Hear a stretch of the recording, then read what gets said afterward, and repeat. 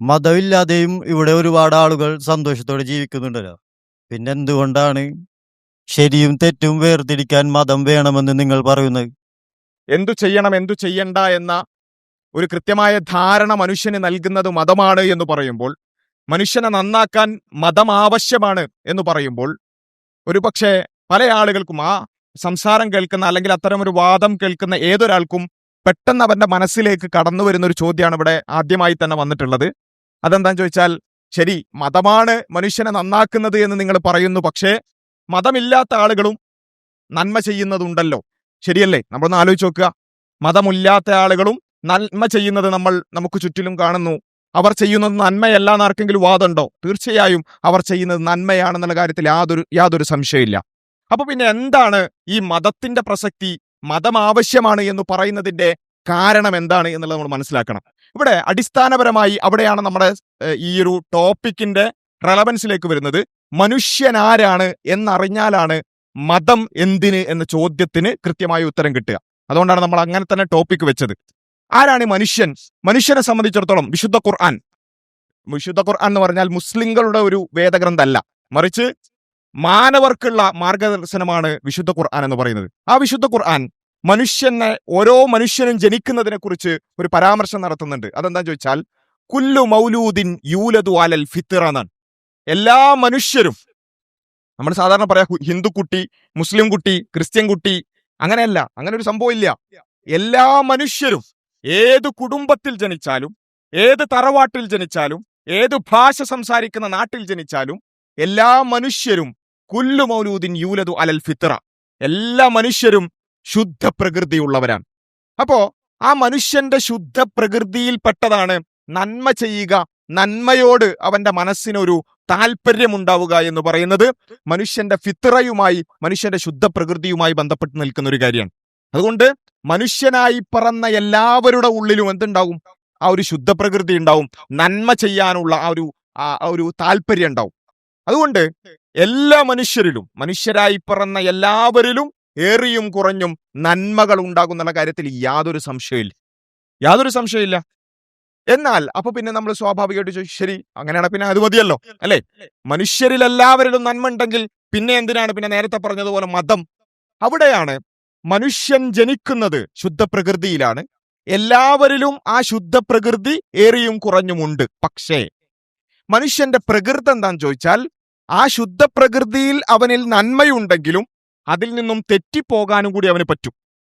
ഉദാഹരണത്തിന് ലഹരി ഉപയോഗം എന്ന് പറയുന്നത്, അത് ഉപയോഗിക്കാത്ത ആൾക്കാർ ഇവിടെ ഉണ്ടെന്നുണ്ടെങ്കിൽ നിങ്ങൾ ചിന്തിക്കുക, നിങ്ങൾ എന്താ ആലോചിക്കുക, ലഹരി ഉപയോഗം എന്ന് പറഞ്ഞാൽ വളരെ മോശം കാര്യം അല്ലെ? നമ്മുടെ സൊസൈറ്റിക്ക് നിരക്കാത്ത, അല്ലെങ്കിൽ നമ്മൾ എന്ന് പറയുന്ന വ്യക്തിയെ തന്നെ നശിപ്പിക്കുന്ന ഒന്നാണ് എന്ന രൂപത്തിൽ നമുക്ക് ചിന്തിക്കാൻ പറ്റുന്നുണ്ട്. അതെന്തുകൊണ്ടാ? നമ്മളിൽ നന്മയുള്ളത് കൊണ്ടാണ്. എന്നാൽ അതേ സമയത്ത് നമ്മുടെ കൂട്ടുകെട്ട് മോശമാണെന്ന് വിചാരിക്കുക, നമ്മൾ വായിക്കുന്ന കാര്യങ്ങൾ മോശമാണെന്ന് വിചാരിക്കുക, നമ്മൾ കേൾക്കുന്ന കാര്യങ്ങൾ മോശമാണെന്ന് വിചാരിക്കുക. എന്ന് വെച്ചാൽ നമ്മുടെ സാഹചര്യം മോശമാണെങ്കിൽ, നമ്മളുടെ ഉള്ളിൽ നന്മയുണ്ടെങ്കിലും നമ്മൾ ആ നന്മയിൽ നിന്നും തെറ്റിപ്പോകാനുള്ള ഒരു സാഹചര്യം മനുഷ്യനുണ്ട്. ആ രൂപത്തിലാണ് മനുഷ്യന്റെ പ്രകൃതം. അപ്പൊ അവിടെ മനുഷ്യന്റെ ഉള്ളിൽ നന്മയുണ്ട്, പക്ഷേ അവൻ ജനിച്ചു വളർന്ന സാഹചര്യം കൊണ്ട് അവൻ പല തിന്മകളിലേക്കും എത്തിപ്പെടാൻ അതിനുള്ള ഒരു സാഹചര്യം മനുഷ്യനുണ്ട്, അല്ലെങ്കിൽ ആ രൂപത്തിലാണ് മനുഷ്യന്റെ പ്രകൃതം. ഇവിടെയാണ് മതത്തിന്റെ പ്രസക്തി. മനുഷ്യൻ ശരി ചെയ്യാനും തെറ്റ് ചെയ്യാനും സാധ്യതയുണ്ട്. അവിടെ എന്താണ് ശരി, എന്താണ് തെറ്റ് എന്ന് മനുഷ്യന് പറഞ്ഞു കൊടുക്കാൻ ഒരു ദർശനം ആവശ്യമാണ്. ശരിക്കും മനസ്സിലാക്കണേ, എന്താണ് ശരി, എന്താണ് തെറ്റ് എന്ന് പറഞ്ഞു കൊടുക്കാൻ ഒരു ദർശനം ആവശ്യമാണ്. കാരണം എന്താണെന്ന് ചോദിച്ചാൽ, ഞാൻ നേരത്തെ പറഞ്ഞു, എല്ലാവരുടെ ഉള്ളിലും നന്മയുണ്ട്. പക്ഷേ നമ്മളുടെ ജീവിതം മുന്നോട്ട് പോകുമ്പോൾ പല തിന്മകളെയും നമുക്ക് നല്ലതായി തോന്നും. ലഹരി ഉപയോഗിക്കുന്ന ഒരാൾ, അയാൾ പറയാ, ഞാൻ വലിയ തെറ്റൊന്നും ചെയ്യുന്നില്ല, ഞാൻ വേറെ ആരെയും ഉപദ്രവിക്കുന്നില്ല, ഞാൻ കഞ്ചാവ് ഉപയോഗിക്കുന്നു, അതിന് നിങ്ങൾക്കെന്താ അല്ലെ? വ്യഭിചരിക്കുന്നയാൾ, അയാൾ പറയെന്താ, അതെന്റെ ഇഷ്ടമാണ്, എന്റെ പാർട്ട്ണറിന് അത് ഓക്കെയാണ്, നിങ്ങൾക്കെന്താ അല്ലെ? ഇങ്ങനെയുള്ള കുറെ ന്യായീകരണങ്ങൾ ഏത് തിന്മ ചെയ്യുന്നവരാണെങ്കിലും, ഈവൻ ഒരു മോഷണം നടത്തുന്ന മോഷ്ടാവിനാണെങ്കിൽ പോലും അയാൾ മോഷണം നടത്താൻ അയാൾക്കും കുറെ ന്യായം ഉണ്ടാവും. എന്ന് വെച്ചാൽ തങ്ങൾ ചെയ്യുന്ന കാര്യങ്ങളെ ന്യായീകരിക്കാൻ ഉള്ള ഒരു ത്വര മനുഷ്യനുണ്ടാകും. അപ്പൊ പിന്നെ എന്ത് ചെയ്യും? ഓരോരുത്തരും അവനവന്റെ തോന്നലിനനുസരിച്ച് ശരിയും തെറ്റും വേർതിരിക്കാൻ നിന്നാൽ കഞ്ചാവടിക്കാരന് കഞ്ചാവടിയാണ് നന്മ, മോഷണം നടത്തുന്നയാൾക്ക് മോഷണമാണ് നന്മ, കള്ളു കുടിക്കുന്നയാൾക്ക് കള്ളുകുടിയാണ് നന്മ. അങ്ങനെ ശരിയാവോ? ഓരോരുത്തരും അവനവന്റെ യുക്തിക്കനുസരിച്ച് ചിന്തിച്ച് അത് തീരുമാനിച്ചാൽ ശരിയാവോ? ഇല്ല. അവിടെ എന്തു വേണം? മനുഷ്യന്റെ ഉള്ളിൽ നന്മയുണ്ടെങ്കിൽ ആ നന്മയെ പരിപോഷിപ്പിക്കാൻ, എന്താണ് ശരി എന്താണ് തെറ്റ് എന്ന് അവന് കൃത്യമായി മനസ്സിലാക്കി കൊടുക്കാൻ എന്തു വേണം? ഒരു ദർശനം വേണം. അത് ആർക്കാ പറ്റുക? അവിടെയാണ് ദൈവിക മതത്തിന്റെ പ്രസക്തി. ഒരുപാട് മതങ്ങൾ ഉണ്ടാവും, അതിൽ നിന്നും നമ്മൾ ഒറിജിനൽ കണ്ടെത്താൻ നമ്മൾ ശ്രമിക്കണം എന്ന് പറയാൻ കാരണം അതാണ്. ശരിയാണ്, ശരിയും തെറ്റും വേർതിരിക്കാൻ ഒരുപാട് ഓപ്ഷനുകൾ നമ്മുടെ മുമ്പിലുണ്ട്. പക്ഷേ ഏറ്റവും കൃത്യമായി അത് പറയാൻ ആർക്കാ പറ്റുക? മനുഷ്യനെ സൃഷ്ടിച്ച, മനുഷ്യന്റെ മനസ്സറിയുന്ന, മനുഷ്യന്റെ ശരീരത്തെക്കുറിച്ച് അറിയുന്ന, ആണിനെയും പെണ്ണിനെയും സൃഷ്ടിച്ച, എല്ലാം അറിയുന്ന, നമ്മളെ എല്ലാവരെയും സൃഷ്ടിച്ച ഏകനായ ഒരു സട്ടാവുണ്ട്. അത് മുസ്ലിമിന്റെ മാത്രം ദൈവമല്ല, അത് ഹിന്ദുവിന്റെ മാത്രം ദൈവമല്ല, അത് ക്രിസ്ത്യാനിയുടെ മാത്രം ദൈവമല്ല. മുസ്ലിമിനെയും ഹിന്ദുവിനെയും ക്രിസ്ത്യാനിയെയും മതമുള്ളവനെയും ഇല്ലാത്തവനെയും എല്ലാവരെയും സൃഷ്ടിച്ച ഏകനായ ഒരു സട്ടാവാണവൻ. ആ സട്ടാവിന് അറബിയിൽ നമ്മൾ അല്ലാഹ്, അൽ ഇലാഹ്, സാക്ഷാൽ ആരാധ്യൻ എന്ന് പറയും. അല്ലെങ്കിൽ നമ്മൾ സർവേശ്വരൻ, യഥാർത്ഥ ദൈവം എന്നൊക്കെ നമ്മൾ പറയൂലേ. ആ ഏകനായ സട്ടാവ്, ആ സട്ടാവ് ഉണ്ട് എന്നതൊരു യാഥാർത്ഥ്യമാണ്. ആ സട്ടാവിനാണ് നമ്മളെപ്പറ്റി പരിപൂർണമായി അറിയുക. അങ്ങനെ നമ്മളെപ്പറ്റി പരിപൂർണമായി അറിയുന്ന പടച്ചവനാണ് എന്താണ് നമുക്ക് നന്മ, എന്താണ് നമുക്ക് തിന്മ എന്ന് കൃത്യമായി പറഞ്ഞു തരാൻ സാധ്യമാവുക. അതിനാണ് മതം. ഇനി നമ്മൾ മതം ഒഴിവാക്കി, മതം എന്ന് പറയുന്ന ശരിതെറ്റുകൾ വേർതിരിക്കാനുള്ള ഒരു മാനദണ്ഡം നമുക്കില്ല. ഇപ്പൊ നിരീശ്വരവാദം അല്ലെങ്കിൽ മതമില്ലാത്ത അത്തരത്തിലുള്ള കാഴ്ചപ്പാടുകൾ, അവർക്ക് ഏതെങ്കിലും ഒരു കാര്യം തിന്മയാണെന്ന് കൃത്യമായി സ്ഥാപിക്കാനോ അത് ചെയ്യരുത് എന്ന് പറയാനോ സാധ്യമാണോ? പറ്റില്ല.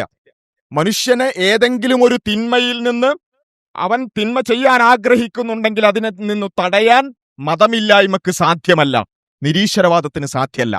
പോട്ടെ, നമുക്ക് ഉള്ളിൽ ഒരുപാട് നന്മ ഉണ്ട് എന്ന് പറഞ്ഞു.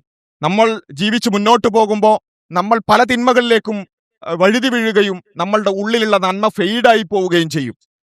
അങ്ങനെ നമ്മളുടെ ഉള്ളിലുള്ള നന്മ കുറഞ്ഞു വരുമ്പോൾ നമ്മളുടെ ഉള്ളിലുള്ള നന്മയെ പരിപോഷിപ്പിക്കാൻ നിരീശ്വരവാദത്തിന് കഴിയോ?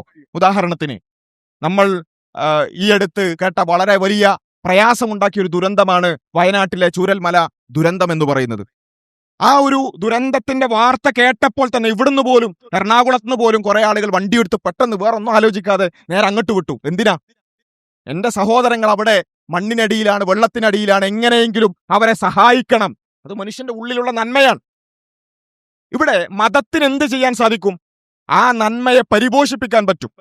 ആ നന്മ നീ ചെയ്യാൻ ആഗ്രഹിക്കുന്നുണ്ടെങ്കിൽ അത് നിന്റെ ഒരു നന്മയാണത്, നീ ചെയ്താൽ അതിന് പ്രതിഫലമുണ്ട് എന്ന് പറഞ്ഞുകൊണ്ട് അതിലേക്ക് കൂടുതൽ മനുഷ്യനെ കൊണ്ടുപോകാൻ മതത്തിന് സാധ്യമാകും.